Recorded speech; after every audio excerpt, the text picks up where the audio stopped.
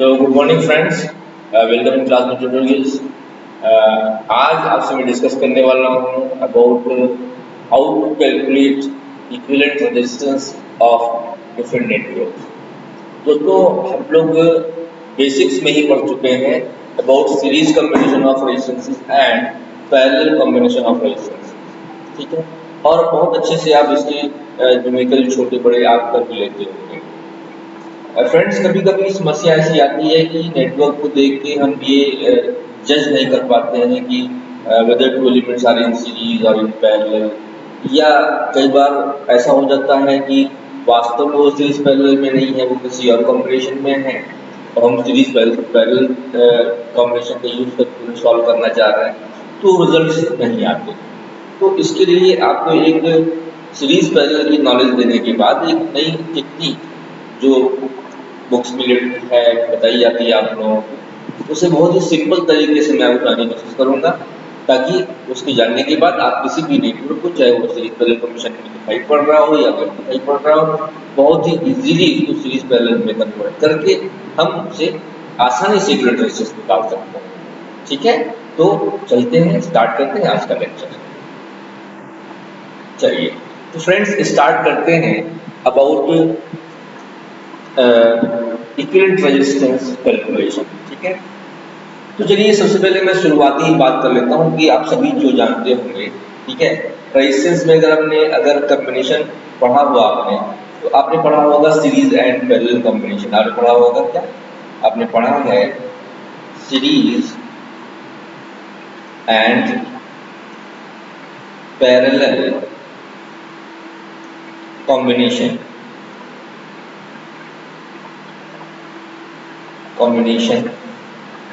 Of resistances. मैं भी resistances की बात ही कर लेता हूँ, बाकी बातें हम लोग बाद में कर लेंगे। Series and parallel combination of resistances, ये आपने डिटेल में पढ़ा है, आपको इसके सारे रिजल्ट्स याद भी हैं, आपको शायद याद होगा। अगर हमारे पास दो रेजिस्टेंसेस मान लीजिए कि R1 और R2 है, सपोज दैट R1 है, ये आपका R1 है, ये आपका R2 है, और ये जो इसके एंड्स हैं, मान लीजिए मैं इसको A कहता हूँ और इस वाले टर्मिनल को मैं कहता हूँ B। तो हमसे लोग पूछते हैं कि what is RAB, what is RAB, और आप बहुत सिंपल इसका जवाब देते हैं कि दैट R1 प्लस R2।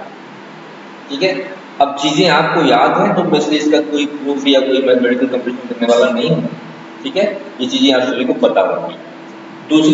दूसरा केस आता है कि सपोज कर लीजिए कि हमारे पास कुछ केस ऐसा है कि हमारे पास दो रेजिस्टेंसेस इस प्रकार से कनेक्टेड हैं। ठीक है, ये आपका R1 हो गया और ये वाला मान लीजिए कि R2 हो गया, और ये इस तरीके से कंबाइंड है। ठीक है, ये टर्मिनल आपका B हो गया, ये टर्मिनल आपका मान लेते हैं कि A हो गया, ये रेजिस्टेंस आपका R1 है और ये। इस केस में हम लोग जब R इक्विवेलेंट निकालते हैं या RAB निकालना होता है तो बहुत पहले आपको याद होगा शायद कि 1 डिवाइड बाई RAB है ना, 1 divide by RAB is equal to 1 by R1 plus 1 by R2 किया करते थे। ठीक है फ्रेंड्स, अच्छा इसी को अगर हम थोड़ा सा सॉल्व करके देखें तो फाइनल जो वैल्यू RAB की वैल्यू आएगी वो देखिए किस प्रकार से आती है। तो RAB की वैल्यू जो फाइनल आएगी वो आएगी आपकी R1 into R2 divide by R1 plus. ये याद करने के लायक रिजल्ट है, लेकिन केवल दो एलिमेंट्स के लिए। अगर एलिमेंट्स हमारे मान लो R1 R2 और R3 हो जाए तो आप ये कहें कि नहीं तो R1 R2 R3 divide by R1 plus R2 plus R3 हो जाएगा, तो ऐसा नहीं होगा। दो एलिमेंट्स तक के लिए इस प्रकार से रिजल्ट याद कर लीजिएगा। अगर इससे ज्यादा एलिमेंट हो तो आप दो को पहले सॉल्व कर लीजिए, फिर और सॉल्व करिए, या आप चाहें तो ये रिलेशन, अगर इस रिलेशन को आप चाहें तो इसको एंड सो ऑन ऐसे एक्सटेंड कर सकते हैं for multiple resistors connected in parallel.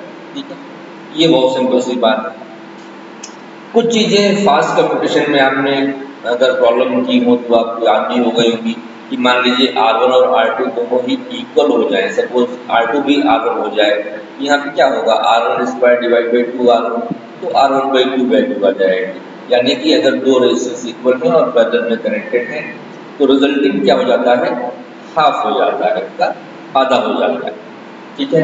अच्छा, कुछ बहुत छोटी छोटी बातें भी हैं, जैसे कुछ लोग कहते हैं कि कई सारे एलिमेंट्स हैं सीरीज में जोड़ दिए गए हैं, बताइए कि फाइनल रेजिस्टेंस कैसा होगा, बढ़ जाएगा या घट जाएगा। तो बहुत सिंपल है, सीरीज कमीशन आप देख रहे हैं R1 प्लस R2, ये रिजल्टेंट आ रहा है, तो ये नेचुरली इसे इंक्रीजिंग होना है। पैरेलल कमीशन में रेजिस्टेंस घट जाते हैं, आप ये देख लीजिए, सब कुछ कर लेते हैं, कुछ वैल्यू से इसको कंसिडर करते हैं। चलिए एक एग्जांपल मैं यहाँ से लेने की कोशिश कर रहा हूँ और एक एग्जांपल मैं यहाँ से लेने की कोशिश कर रहा हूँ। ठीक है। अच्छा, बहुत ही एक इम्पॉर्टेंट फैक्ट यहाँ पे बेटा डिस्कस करना चाहूँगा। ठीक है, शायद आपको बड़ा ही इंटरेस्टिंग लगे और ऐसे अच्छे क्वेश्चन लोग पूछ लेते हैं। सपोज करिए मैं R1 और R2 की वैल्यू जो है लीजिएगा, मैं R1 की वैल्यू ले रहा हूँ 5, ठीक है, और मैं R2 की वैल्यू ले रहा हूँ 10, ठीक है, ये वैल्यू ले रहा हूँ। अब देखिए मैं केस 1 करता हूँ, केस 1 की बात करता हूँ, कब, जब वो सीरीज में हो। अगर ये सीरीज में होंगे तो ऐसे केस में अगर आप इक्विवेलेंट रेजिस्टेंस निकालते हैं तो क्या आ जाएगा आपका, यहाँ से कर सकते हैं R1 प्लस R2 यानी 5 प्लस 10 दैट इज 50। ठीक है, एक ही बात हो गई। दूसरी बात देखिए, चलिए केस 2 की बात कर लेते हैं। यहाँ पर केस 2 की बात की जाए, केस 2 में हम क्या करते हैं, हम देखते हैं जब ये पैरेलल में होंगे तब क्या होगा। तो अगर इन्हें पैरेलल में कर देंगे तो क्या होगा, आप ये वाला रिजल्ट इस्तेमाल कर सकते हैं। तब जो आपका इक्विवेलेंट रेजिस्टेंस आएगा यानी कि RAB जो आएगा वो कितना आएगा, क्या करेंगे, 5 × 10 that is 50 divide by 5 plus 10 that is 15, क्या हो जाएगा, it will be 50 divide by 15। थोड़ा सा इसको सॉल्व कर लेते हैं, मेरे ख्याल से ये 10/3 हो जाएगा, और अगर इसको सॉल्व करना चाहें तो मेरे ख्याल से ये 3.3333 ये रिजल्ट आ जाएगा। एक दोस्तों बहुत इंटरेस्टिंग फैक्ट मैं यहाँ पे आपसे बताना चाहता हूँ। ये तो काम आसान है, तो आपने कर लिया, सीरीज कमीशन है, आप निकाल सकते हो आराम से करके, पैरेलल कमीशन है, रेशियो यूज करके आप कैलकुलेट कर सकते हो। एक प्रैक्टिकल एक क्वेश्चन लोग पूछते हैं एग्जाम में, मैंने देखा है कई जगहों पर। जैसे किसी ने कह दिया कि अगर 5 ओम और 10 ओम के रेजिस्टेंस को सीरीज में कंबाइन किया गया तो इक्विवेलेंट रेजिस्टेंस सर्वदा या हमेशा 5 से अधिक होगा, 10 से अधिक होगा, ठीक है, या 10 के बराबर होगा, ऐसा कुछ कह सकते हैं। ठीक है, तो देखिए एक ये गारंटी है, ये आप याद कर लीजिए कि सीरीज कॉम्बिनेशन में अगर मान लीजिए 1, 2 और 3 ओम की रेजिस्टेंस से जोड़े जाएंगे तो ये गारंटी है कि जो इक्विवेलेंट होगा वो 3 से अधिक होगा। हाईएस्ट वैल्यू सीरीज कॉम्बिनेशन में क्या होगा, सीरीज कॉम्बिनेशन का जो इक्विवेलेंट रेजिस्टेंस आता है वो हाईएस्ट वैल्यू कॉम्बिनेशन के अंदर हाईएस्ट वैल्यू का जो रेजिस्टेंस होता है उससे भी अधिक होता है। आप ये कभी भी करके देखिए कि आप पाएंगे। इसलिए आज ये क्वेश्चन बड़ा इंपॉर्टेंट है। इस सीरीज कॉम्बिनेशन में जो का जो इक्विवेलेंट रेजिस्टेंस होगा वो कॉम्बिनेशन में अवेलेबल हाईएस्ट वैल्यू के रेजिस्टेंस से भी अधिक होगा। क्लियर, ये पक्का है। और दूसरी बात देखिए, पैरेलल कॉम्बिनेशन में जो इक्विवेलेंट रेजिस्टेंस होता है वो सब कॉम्बिनेशन में सबसे छोटे वाले रेजिस्टेंस से भी छोटा होता है। आप देख लीजिए, मैंने यहाँ पर 5 और 10 को कंबाइन किया है, पैरेलल में कनेक्ट किया है, तो हमारा रिजल्टेंट 3.33 आ रहा है, जो कि क्या है, 5 से भी कम है। तो जेईई के एग्जाम में इन दो क्वेश्चन में से एक क्वेश्चन आपको कभी भी मिल सकता है।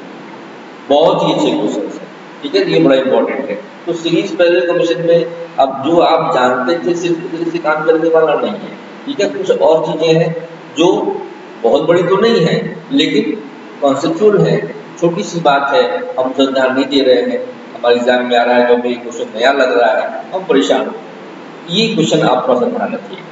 एक एग्जाम्पल से चाहिए मैं इसको और स्टेब्लिश करने की कोशिश करता हूँ, बाकी तो मुझे लगता है कि आपको क्लियर हो गया होगा। ठीक है, ये बात ध्यान दीजिएगा। चलिए एक एग्जाम्पल और ले लेते हैं, चलिए यही भी कर लेते हैं।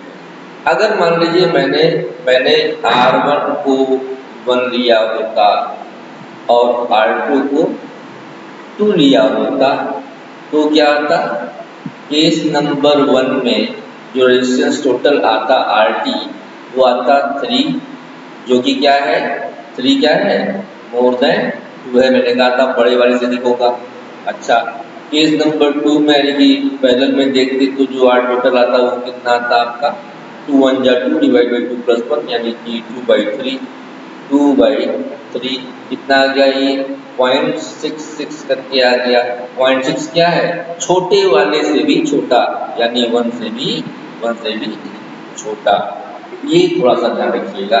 ये दो मैंने आपको सवाल बताया। अच्छा, कुछ और बातें हैं जो मेरे ख्याल से आपको पता होंगी। जैसे सीरीज कॉम्बिनेशन में देखिए क्या हो रहा है कि अगर मान लीजिए यहाँ पर कोई करंट आई, यहाँ पर करंट अगर आई आ रही हो, तो सेम करंट क्या होगी इस वाले एलिमेंट्स में भी आएगी। ये सीरीज सर्किट का जो है ये इंपॉर्टेंट फैक्ट है, ध्यान रखिएगा। तो सीरीज सर्किट में क्या होती है, करंट हमारी कॉमन होती है, इस बात को ध्यान रखेंगे। ये भी लोगों ने पूछा है जेई वगैरह के में, मैं तो कर रहा हूँ एसएससी जेई तक में ये पूछ लिया गया है, तो बहुत बड़ी बात नहीं है, लेकिन लोग पूछ लेते हैं क्योंकि ये बेसिक है, ध्यान रखिएगा। अच्छा, पैरेलल में देखिए क्या होगा। पैरेलल में देखिए करंट यहाँ मान लीजिए अगर यहाँ पर आई करंट आ गई, तो इस पॉइंट पर इसके पास दो पाथ हो गए, R1 वाला पाथ और R2 वाला पाथ। थोड़ी सी करंट यहाँ चली जाएगी, ठीक है, जो कि रेजिस्टेंस के पर डिपेंड करेगी। थोड़ी करंट यहाँ भी आएगी, ठीक है, रेजिस्टेंस पर डिपेंड करेगी। अगर ये दोनों रेजिस्टेंस इक्वल होंगे तो करंट का डिवीजन भी इक्वल होगा। ये हम लोगों ने करंट डिवाइडर में सीखा हुआ है ना। मान लेते हैं ये करंट I1 है और इस करंट को अगर आप I2 मान लें, तो ध्यान दीजिएगा ये दोनों करंट यहाँ पर आकर इस नोड पर मिलेगी I1 प्लस I2, और ये गारंटी है ये I1 प्लस I2 मिल करके जब इस वाले ब्रांच में जाएंगी, इस वाले नोड पर या टर्मिनल पर, तो वो क्या हो जाएगा I हो जाएगा। ये क्या है, ये law of conservation of charge है, क्योंकि जो चार्ज इस करंट चार्ज की वजह से ये करंट है, वही चार्ज यहाँ डिस्ट्रीब्यूट हो सकता है और चार्ज कंजर्व रहते हैं। तो कहने से यही कि यहाँ पर लिखिए तो करंट क्या होगा यहाँ पर डिवाइडेड, यानी पैरेलल में अगर दो एलिमेंट्स पैरेलल में कनेक्टेड हैं तो उनमें करंट्स अलग अलग हो सकती हैं, सेम भी हो सकती हैं अगर उनका अमाउंट, अगर वो resistance equal amount equal value हो। ठीक है, दूसरी चीज देखिए वोल्टेज ड्रॉप का देखा जाए, ध्यान दीजिएगा इस पॉइंट से लेकर के इस पॉइंट तक करंट कुछ भी हो, लेकिन वोल्टेज क्या होगा एक ही होगा। ये वाला यहाँ का वोल्टेज I1 R1 जो वोल्टेज होगा और I2 R2 जो वोल्टेज होगा, ये दोनों वोल्टेज क्या होंगे सेम होंगे। क्लियर है? तो सीरीज सर्किट में करंट सेम होती है, वोल्टेज डिफरेंट होते हैं, है ना। और पैरेलल सर्किट में क्या होगा वोल्टेज सेम होगा और करंट डिफरेंट होगा। ठीक है, ये थोड़ा सा आप ध्यान रखिएगा, ऐसे पूछते हैं। हाँ, ये केसेस का ध्यान रखिएगा कि अगर ये दोनों रेजिस्टर जो है इक्वल अमाउंट के हो गए तो करंट भी सेम होंगे दोनों एलिमेंट्स में। हाँ, ये है कि वो सोर्स करंट बराबर नहीं होगी, है ना, सोर्स करंट की आधी हो जाए, क्लियर, और वोल्टेज भी क्या होगा इक्वल हो जाएगा। क्लियर, ये थोड़ा सा इस केस पर ध्यान रखिए। ठीक है, ये दो बातें आपने समझी। ठीक है, अच्छा यही सब जो हम लोगों को सिखाया जाता था, उसी के बाद हम लोगों को जो है सीरीज पैरेलल कॉम्बिनेशन पे बहुत सारे न्यूमेरिकल्स कराए जाते थे। क्लियर, तो मैं एक दो न्यूमेरिकल्स कराता हूँ और थोड़ा सा आपको गाइड करता हूँ कि हम लोग कई बार अभी मैं क्लास लेता हूँ ऑफलाइन बच्चों की, तो कई बार होता है कि बच्चे जो है इक्विवेलेंट रेजिस्टेंस निकाल नहीं पा रहे होते हैं, है ना, या इस वाले टर्म कितना रेजिस्टेंस होगा, इस वाले कितना होगा, यहाँ पे कितना आ रहा है, यहाँ पे, तो ये सब बच्चों की दिक्कत होती है। तो मैं थोड़ा सा आपको गाइड करने की कोशिश करूंगा एक न्यूमेरिकल के माध्यम से। ओके, तो लेट्स मूव फॉरवर्ड, आगे बढ़ते हैं। चलिए कुछ क्वेश्चंस डिस्कस कर लेते हैं, मैं छोटे से बड़े तक चलता हूँ। सबसे पहली बात मैंने कहा आपसे कि भाई इसको सॉल्व कर लीजिए। हमारे पास एक रेजिस्टेंस ये है, एक रेजिस्टेंस मान लेते हैं कि ये है। आप ये मत सोचिएगा कि ये सब छोटे छोटे क्वेश्चंस करा रहे हैं, मैं छोटे से बड़े की तरफ बढ़ने की कोशिश कर रहा हूँ। सपोज कर लेते हैं ये हमारे पास चलिए इसको 5 ले लेते हैं, ये हमारे पास 5 ओम है और ये वाला मेरे पास ये 10 ओम है। और मैंने कहा भाई इक्विवेलेंट रेजिस्टेंस निकालिए, means A to B, calculate the resistance between terminals A and B। RAB आप निकालोगे, आप बहुत सिंपली कह सकते हो sir it is 5 plus 10 that is 50, ये कह सकते हो। सिमिलरली अगर मान लीजिए केस कुछ ऐसा हो कि हमने कहा भाई इस बार जो है वो ये 5 ये वाला हो गया और 10 ये वाला हो गया, है ना, और ये 5 और 10 को हम लोगों ने जो है कुछ इस तरीके से कनेक्ट किया है। सॉरी मैं डिलीट मारता हूँ, ठीक है, ये करता हूँ। यहाँ देखिए मान लीजिए हमने कुछ इस तरीके से कनेक्ट किया है 5 और 10 को, ये ऐसे हो गया और ये हमारा ऐसे हो गया और ये हमारा हो गया टर्मिनल बी और ये हमारा मान लेते हैं कि ये हो गया, ये 5 ओम है और ये 10 ओम है। और मैंने कहा अब फिर से कि calculate resistance between A and B that is RAB। तो आप कहोगे sir it is R1 into R2 that is 5 into 10 divide by R1 into R2 divide by R1 plus R2 that is 5 plus 10, you will get 50 divided by 15 and the final answer will be 10 by 3। तो ये आपने series पहले combination जो मैंने अभी तक बताया वही हम लोगों ने सीखा, ठीक है। अच्छा अब बात आती है थोड़े से जो टिपिकल नेटवर्क से लोग देते हैं, तो मैं वहां से बात करना चाहता हूँ। तो पहले से एक चीज मैं आपको गाइड कर देता हूँ, फिर हम लोग इसको एक मेकल से और सीख लेंगे। जैसे मान लीजिए सपोज करते हैं कि हमारे पास ये कोई नेटवर्क मान लीजिए दिया हुआ है,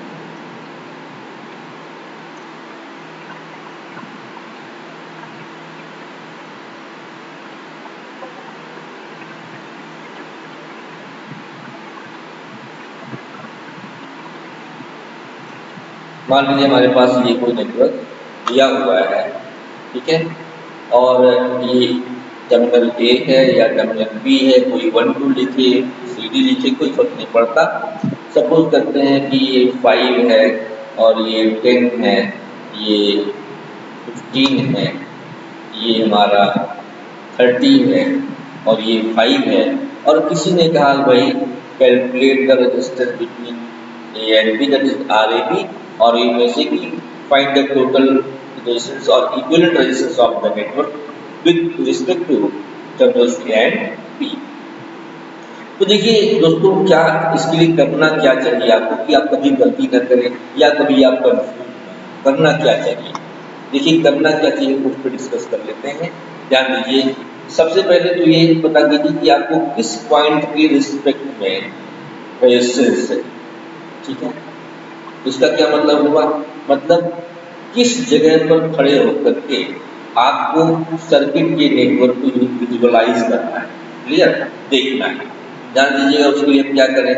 सपोज किसी ने कह दिया कि भाई जैसे कहा इस क्वेश्चन में क्या कहा गया है कि A और B के बीच चाहिए, तो आप क्या करेंगे, A और B टर्मिनल के बीच ये अपनी यहाँ पर आईज को लोकेट करेंगे। आपकी आईज ये है, यहाँ से आप नेटवर्क को देखने की कोशिश करिए, ठीक है, यहाँ से नेटवर्क को देखिए और सबसे दूर देखने की कोशिश करिए। दूर वाली ब्रांच को पहले सॉल्व करिए और इधर से कनेक्ट करते हुए इकट्ठा करते हुए इस टर्मिनल तक पहुंचते जाइए। जैसे मुझे अगर निकालना होगा इसका, तो मुझे क्या करना होगा, सबसे दूर देखूंगा। सबसे दूर में कौन सी ब्रांच दिख रही है, मेरे ख्याल से ये ब्रांच दिख रही होगी, ये ब्रांच दिख रही है ना। और इस ब्रांच में कौन कौन है, 5 है, 10 है, 15 है। ये कैसे दिख रहा है आपस में, सीरीज में, क्योंकि क्यों सीरीज में कैसे है, जो करंट अगर यहाँ पे कोई करंट चली गई तो वही करंट कहाँ तक जाएगी, यहाँ तक जाएगी। तो करंट सेम है तो एलिमेंट सीरीज में होगा, ठीक है। अच्छा ये जो सीरीज में आ गए तो क्यों ना इनको सॉल्व करके छोटा कर दिया जाए। तो 5 + 10 + 50 कितना हो जाएगा, ये हो जाएगा 30 ओम हो जाएगा। अब ये जो 30 ओम हो गया और ये वाला जो 30 ओम है, ये वाला जो 30 है, ये दोनों आपस में क्या हो गए, पैरेलल में हो गए। तो इसको कंबाइन कर लेते हैं। तो 30 एंड 30 पैरेलल है, तो 30 into 30 divide by 30 plus 30 solve कर देंगे, आपका 30/2 हो जाएगा, यानी 15 आ जाएगा। ये पूरा 15 है। और ये जो कॉम्बिनेशन आया इसका, इसको फाइनलाइज कर लीजिए, ये कितना आ जाएगा, 15 आ जाएगा। अब ये 15 और प्लस ये वाला 5 कितना हो जाएगा, 20। तो RAB कितना हो गया, 20, है ना। तो RAB 20 हो गया, 20 ओम। बाकी लिखने का तरीका अगर देखा जाए तो लोग बात कैसे कहते हैं कि 5 प्लस 10 प्लस 15, ये कैसे है, ये सीरीज में है, ठीक है। और ये क्या है, ये क्या है, सॉरी, ये क्या है, this comparison is what, this comparison is in what, it is in parallel with what, 30 ओम। ये कर लीजिए, ये पूरा रिजल्ट निकल जाएगा। और इसके बाद ये जो पूरा रिजल्ट आ जाएगा, ये क्या है, सीरीज विद 5 ओम। इसको सॉल्व कर लीजिए, you will get what, you will get 20। ठीक है। तो कहने से ये हुआ कि जिन टर्मिनल्स के बीच हम लोगों को ये कैलकुलेट करना होता है, हम उन्हीं टर्मिनल्स पे खड़े होकर या अपनी आंखों को रखकर या उसके रिस्पेक्ट में सर्किट को विजुअलाइज करते हैं और सबसे दूर से सबसे पास की तरफ या रिस्पेक्टिव टर्मिनल्स की तरफ आते हैं जहां से हम लोगों को नेटवर्क को विजुअलाइज करना था। इस बात का ध्यान रखेंगे। चलिए, तो ये मेरे ख्याल से ये सारी बातें आपको पता है, ठीक है। तो अब मैं जो है फाइनली स्टार डेल्टा ट्रांसफॉर्मेशन बताता हूँ, जो हम लोग तब इस्तेमाल कर लेते हैं जब हम लोग को नेटवर्क में ये क्लियर नहीं हो पाता है कि ये नेटवर्क सीरीज में है या पैरेलल में है, ठीक है। वीडियो थोड़ा सा लंबा हो रहा है, लेकिन थोड़ा सा ध्यान रखिएगा इसको, ये कंप्लीट कर दीजिएगा आप, है ना। चलिए, अब बात आते हैं, अब मैं बात करता हूँ स्टार डेल्टा ट्रांसफॉर्मेशन की। इस लेक्चर को सपोर्ट करने के लिए मैं एक न्यूमेरिकल सेशन भी दे दूंगा आपको, ताकि आपको ये लेक्चर कंप्लीट समझ में आ जाए। चलिए, हम बात करते हैं स्टार डेल्टा ट्रांसफॉर्मेशन।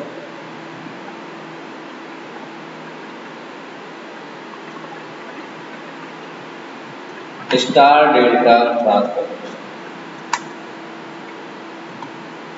ये हम बात करेंगे, ध्यान दीजिएगा।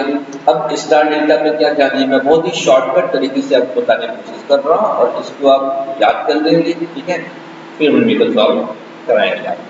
चलिए, तो मान लीजिए हमारे पास अगर कोई नेटवर्क मान लीजिए डेल्टा में है, ठीक है। मान लीजिए कोई नेटवर्क क्या है, डेल्टा में है, इस तरीके से कनेक्टेड है।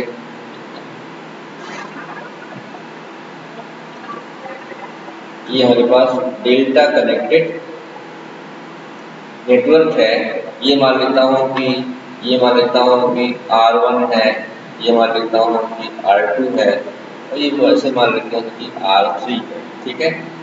Clear, R1 R2 and R3 ये हमारा डेल्टा है। और हमें इसे हम लोग को मान लीजिए कि स्टार में कन्वर्ट करना है या इसका स्टार इक्विवेलेंट निकालना है, ठीक है। तो उसका तरीका बच्चों क्या होगा, ध्यान दीजिएगा। आप क्या करेंगे, आप इस डेल्टा के अंदर डॉटेड तरीके से मैंने बना लिया, एक मैंने स्टार बना दिया, एक मैंने स्टार बना दिया। और मैंने कहा कि भाई सपोज कर लेते हैं कि ये जो ब्रांच है इसका रेजिस्टेंस मान लेते हैं कि इसका रेजिस्टेंस मान लो R1 कर RX कर लेते हैं। इस वाले को मान लेते हैं कि RY कर लेते हैं, इस वाले को मान लेते हैं कि RZ कर लेते हैं। तो देखिए जो डॉटेड शेप दिया है वो क्या है, टू बी ऑब्टेन, मतलब जो प्राप्त करना है। और जो कॉन्टिन्यूअस लाइन वाला डायग्राम दिया गया है वो मतलब क्या है, वो गिवन है। अब देखिए इसको निकालने का तरीका क्या होगा, शॉर्टकट तरीका सीखिए।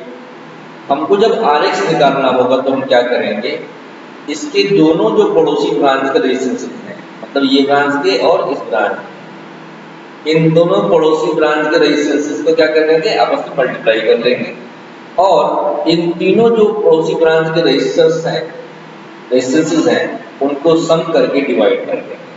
ये शॉर्टकट तरीका है, यानी जो मैंने आपको लॉजिक बताया उसके हिसाब से जो Rx की जो वैल्यू होगी वो क्या होगी, ये होगी R1 into R2 divide by R1 plus R2 plus R3। ठीक है, क्लियर हुआ। दूसरी चीज, जब हमको Ry निकालना होगा तो हम क्या करेंगे, हम इसके दोनों पड़ोसी यानी कि R2 और R3 को आपस में मल्टीप्लाई करेंगे, और फिर पिछली बार की तरह तीनों जो रेजिस्टेंसेस हैं उन्हें सम करके डिवाइड कर देंगे। यानी अगर हम लोग को ये Ry चाहिए तो Ry कैसे निकाल लेंगे, ये हो जाएगा R2 into R3 divide by R1 plus same है R1 plus R2 plus R3। कोई दिक्कत तो नहीं है आपको, ठीक है। ये हो जाएगा R1 plus R2 plus R3। ठीक, सिमिलरली जब लोगों को ये RZ निकालना होगा तो क्या करेंगे, इसके दोनों पड़ोसी ब्रांच के प्रतिरोध को क्या करेंगे, आपस में गुणा कर लेंगे, और पिछली बार की तरह फिर से वही प्रोसेस कराएंगे। यानी कि हम लोगों को RZ निकालना है तो रिजल्ट क्या आएगा, R3 into R1 divide by R1 plus R2 plus R3। ठीक है, तो ये एक रिजल्ट होगा। ये क्या हुआ, ये आपने क्या किया, आपको डेल्टा गिवन था और क्या करना था, आपने स्टार इक्विवेलेंट निकाला। ठीक है, ये हम लोगों ने इस तरीके से क्या पढ़ लिया, हमने पढ़ लिया है डेल्टा टू स्टार, मतलब डेल्टा से हम स्टार में कैसे जाएंगे, डेल्टा दिया है स्टार कैसे प्राप्त करेंगे। ठीक है, एक एग्जांपल से स्टार्ट करके समझते हैं। सपोज करिए हमें एक डेल्टा नेटवर्क दिया हुआ है, मैं रेजिस्टेंस का सिंबल यहाँ पे नहीं बना रहा फॉर सिंपलिसिटी, मान लेते हैं कि 10 ओम और 10 ओम और 10 ओम के रेजिस्टेंस जो है वो डेल्टा में कनेक्टेड है। ठीक है, मैं रेजिस्टेंस का सिंबल यहाँ नहीं बनाया फॉर सिंपलिसिटी। और हमें क्या करना है, हमें इसको क्या करना है, इसका स्टार इक्विवेलेंट निकालना है। तो भी आपने सीखा ये वाली मैथ कैसे निकालेंगे आप, 10 इंटू 10 यानी 100 डिवाइड बाई 10 प्लस 10 प्लस 10। ठीक है, ये वाला रिलेशन यूज करते हुए ये वाला और ये वाला, तो आप देखोगे आपको जो इसका इक्विवेलेंट आप निकालोगे स्टार, तो वो इस प्रकार से कुछ बनकर आएगा, और सारी वैल्यूज अब क्या है 100 by 30 that is 10 by 3 10 by 3 10 by 3। तो याद कीजिए ये मैंने जानबूझकर मैंने सारे रेजिस्टेंस इक्वल किए हैं ताकि आपको एक और क्वेश्चन बता पाऊँ मैं, यही का क्वेश्चन है पूछा जाता है कि अगर हमारे पास ZZ ओम के इम्पीडेंसेस डेल्टा में कनेक्टेड हैं और उन्हें हम लोगों ने स्टार में कन्वर्ट किया, तो पर फेज इम्पीडेंसेस पर क्या फर्क पड़ेगा, ये क्वेश्चन लोग। तो बहुत ही सिंपल क्वेश्चन, आपने देखा कि पर फेज इम्पीडेंस पहले 10 था, अब वो 10 बाई 3 हो गया है। बहुत सिंपल सी बात है कि अगर कोई बैलेंस डेल्टा है, 10 ओम सब में है ना, तो बैलेंस हो गया, तो कोई बैलेंस डेल्टा है उसे जब बैलेंस स्टार में कन्वर्ट किया जाएगा तो पर फेज इम्पीडेंस 1/3 हो जाएगा। 10 से कितना हो गया, 10 बाई 3 हो गया, 1/3। लेकिन इसी सवाल को लोग एक और तरीके से पूछते हैं और फिर हम ये इसको गलत कर देते हैं। बहुत सिंपल, लोग पूछते हैं कि एक बैलेंस डेल्टा को बैलेंस स्टार में ट्रांसफॉर्म किया गया, ठीक है, इक्विवेलेंट रेजिस्टेंस पर या इक्विवेलेंट इम्पीडेंस पर क्या प्रभाव पड़ेगा या क्या इफेक्ट पड़ेगा। तो भाई साहब उसमें 1/3 मत करिएगा, कोई फर्क नहीं पड़ता। ठीक है, एक बैलेंस डेल्टा हमने क्या किया, हमने तो इक्विवेलेंट निकाला, डेल्टा को स्टार में कन्वर्ट किया है, ट्रांसफॉर्म किया है, तो पर फेज इम्पीडेंस तो बदल सकता है, लेकिन टोटल इम्पीडेंस की अगर बात करें तो that is not going to change. हम यहीं पर गलती कर देते हैं और एक क्वेश्चन हमारा गलत हो जाता है। ठीक है, तो आप देखिए पर फेज इम्पीडेंस, प्रति फेज की जो प्रतिबाधा है, प्रतिरोध है, वो बदल जाएगा, 1/3 हो जाएगा, लेकिन ओवरऑल रेजिस्टेंस की अगर बात करें तो वो चेंज होने वाला नहीं है। इसे भी आप बहुत अच्छे समझ सकते हैं। आप देखिए, अगर मान लीजिए मैंने इस पॉइंट को ए कहा, इस पॉइंट को बी कहा, इस पॉइंट को सी कहा, यहाँ भी इसको ए कह लिया, इस वाले को बी कह लिया, इस वाले को सी कह लिया, तो ध्यान दीजिए, अगर मैं देखिए आर ए बी डेल्टा निकालूं और आर ए बी स्टार निकालूं, बहुत ही मजा आने वाला है, ध्यान से पढ़ लीजिएगा। आर ए बी डेल्टा निकाला जाए, डेल्टा में ए और बी के बीच का कुल प्रतिरोध बताया जाए, डेल्टा में ए और बी के बीच का कुल प्रतिरोध बताया जाए, तो भाई आप में से कई लोग 10 कह सकते हैं, लेकिन ऐसा नहीं है, ध्यान दीजिएगा। ए और बी के बीच अगर प्रतिरोध निकालना होगा तो ये वाला जो 10 है इस वाले 20 के साथ, ध्यान दीजिएगा, ये जो 10 है ये इस वाले 20 के साथ क्या है, पैरेलल में कनेक्टेड है, तो कितना आ जाएगा, 20 इंटू 10 डिवाइड बाई 20 प्लस 10 यानी 200 बाई 30 यानी 20/3। तो आर ए बी डेल्टा कितना आ गया, 20/3 आया। ठीक है, अब आर ए बी स्टार निकाल के देखते हैं। ध्यान दीजिएगा, स्टार में ए पॉइंट यहाँ पर है, बी पॉइंट यहाँ पर है, और ए से लेके बी तक का रेजिस्टेंस अगर आप देखोगे, क्योंकि ये तो ओपन सर्किट हो गया तो ये इंक्लूड नहीं होगा। ए से लेके बी तक का देखेंगे तो 10/3 ये है, 10/3 ये है, और दोनों सीरीज में है, यू विल गेट 20/3। ध्यान दीजिएगा 20/3 ही आया। यानी जब नेटवर्क डेल्टा में था तब ए और बी के बीच जितनी प्रतिबाधा थी या प्रतिरोध था, वही प्रतिरोध तो आज भी आ रहा है। तो हम ये कैसे कह सकते हैं कि डेल्टा को स्टार में ट्रांसफॉर्म करने के बाद सिस्टम की प्रतिबाधा पर या सिस्टम के प्रतिरोध पर कोई फर्क पड़ जाता है? तो तुल्य प्रतिरोध क्या रहेगा, वही रहेगा जो पहले था। ठीक है, हाँ, पर फेज इम्पीडेंस है वो बदल रहा है, बिल्कुल बात ठीक है तुम्हारी। पहले 10 था, अब 10/3 हो गया, यानी Z/3 हो जाता है। पर फेज इम्पीडेंस Z/3 हो जाता है, लेकिन टोटल इम्पीडेंस कितना रहता है, उतना ही रह जाता है। ठीक है, लेक्चर मेरा ये थोड़ा लंबा हो रहा है, तो मैं चाहूँगा कि इसको अभी डिस्कंटिन्यू करता हूँ। ठीक है, और नेक्स्ट वीडियो में आपको मैं स्टार टू डेल्टा ट्रांसफॉर्म करना सिखाता हूँ, और टाइम बचेगा तो वहाँ पर हम एक न्यूमेरिकल से भी इसको सीखने की कोशिश करेंगे। ठीक है, thanks for your presence. Video को लास्ट तक देखिए, कमेंट करिए, कोई समस्या हो पूछने में कभी भी मत हिचकिचाइए। Thank you.